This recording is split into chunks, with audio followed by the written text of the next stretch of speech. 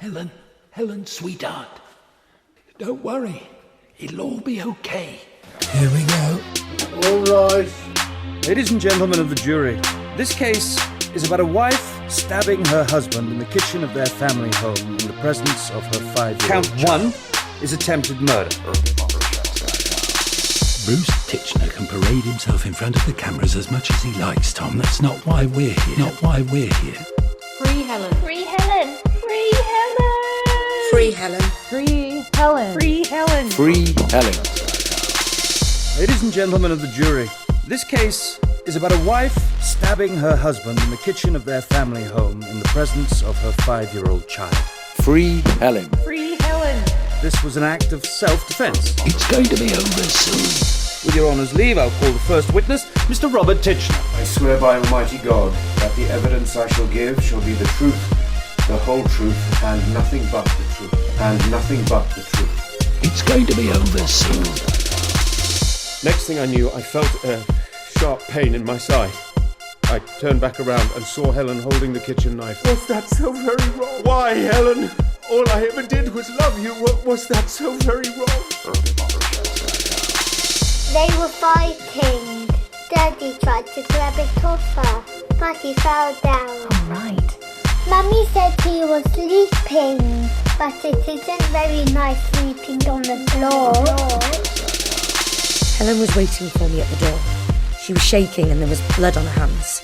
I asked her where Rob was and she told me he was in the kitchen. I went to look and Rob was on the floor. It's going to be over soon. When I came back to Ambridge, I hardly recognised her. She'd always adored her work, but Rob made her give it up. And the saddest part is she still loved him. Even when she decided to leave, she said she just needed some space. He'd attacked her. Your Honour. Look at him, sitting there, shaking his head. Well, I'm telling you, Rob Titchener is the worst kind of abuser because he doesn't leave any bruises. He lies, and he bullies, and he manipulates. He tried to destroy my best friend, and he's still doing it. Any more outbursts, you'll be held in contempt. I've said what I came here to say. Rob told me what I could eat, what I could wear, even how I was going to have my baby.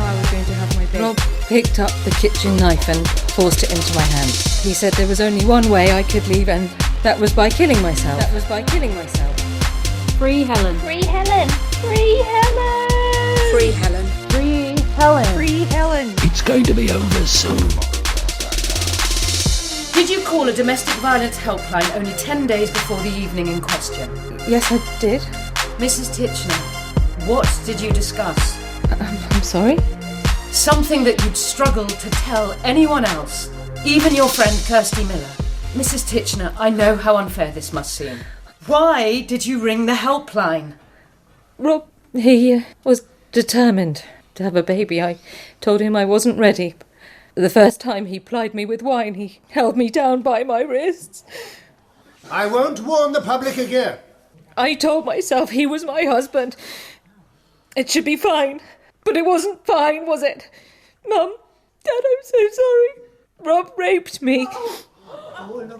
And not just once. It happened over and over again. Free Helen. Free Helen. Free Helen. Free Helen. Free Helen. Free Helen. Free Helen. Free Helen. Helen, sweetheart. Don't worry. It'll all be okay.